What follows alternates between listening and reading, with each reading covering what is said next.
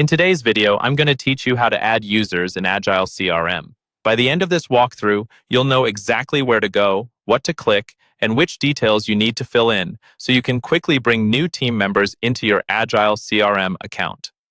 Let's start from inside your Agile CRM dashboard. First, look toward the top right corner of the screen. You'll see a small user icon, which usually represents your profile or account settings. Go ahead and click that user icon. When the menu drops down, choose the option labeled Admin Settings. This is where you'll manage the administrative side of your account, including your users. Once you're in Admin Settings, look over to the left-hand sidebar. In that list of options, find and select Users.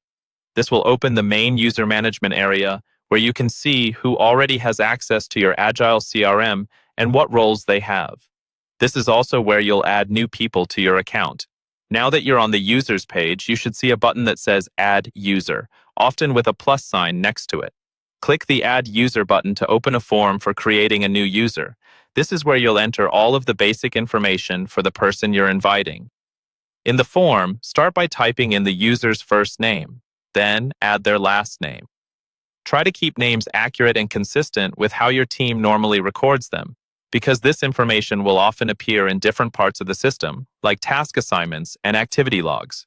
Next, enter the user's email address. Make sure this is an email they actively use and that you double-check the spelling. The email is important because it's how Agile CRM will send their invitation or login details, and it also becomes their main identifier in the system. After that, choose the user's role. You'll typically see options like Admin or Standard. An admin role usually provides higher-level access, including the ability to change settings and manage other users. A standard role is generally more limited and is better if you want the person to work in the system without touching administrative controls.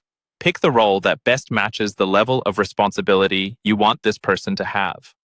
Once all the fields look good and you've confirmed that the name, email, and role are correct, go ahead and click Save.